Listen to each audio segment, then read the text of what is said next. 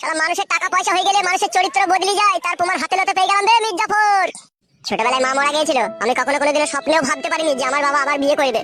মির্জাফর, হ্যাঁ মির্জাফর, লটারিতে 2 পয়সা পেয়ে চরিত্র পাল্টি দিলি মির্জাফর। বাপ ফটকি রে, আর অপমান করিস না বাপ। চুপ কর মির্জাফর, চুপ কর, তোর ওই অপবিত্র মুখে আর আমাকে বাপ বলে ডাকবি না মির্জাফর। বাপ রে, ও বাপ ফটকে, আমাকে আর অপমান করিস না বাপ। তোর অপমান শুনে আমার ইচ্ছা হচ্ছে আমি কলা গাছে গলায় দড়ি দিয়ে ঝুলি রে বাপ ফটকে। তোর মতো মির্জাফরের বেঁচে থেকেই বাকি লাভ আছে। বাপ ফটকি রে, ও বাপ ভুল বুঝিস না বাপ। বাপ ফটকি রে, এটা পেঁচিয়ে যা, পেঁচিয়ে গিয়ে বল, পেঁচিয়ে গিয়ে বাপ বল, সরে যা। তোর মা মরে যাওয়ার পরে 8 বছর আমি বাথরুমে সমানে হ্যান্ডেল মেরেছি বাপ। আর তোর সেই শাশুড়িকে পেয়ে সেই হ্যান্ডেল মারাটা আজকে আমার বন্ধ হইতে চলেছে। এতে তুই খুশি হোস নি বাপ? খুশি হতাম বাপ, খুশি হতাম। আমার শাশুড়িকে বাদ দিয়ে যদি তুই অন্য কোনো মেয়েকে বিয়ে করতেন তাহলে আমি খুশি হতাম। কেনে বাপ ফটকে তুই এই কথা বলছিস?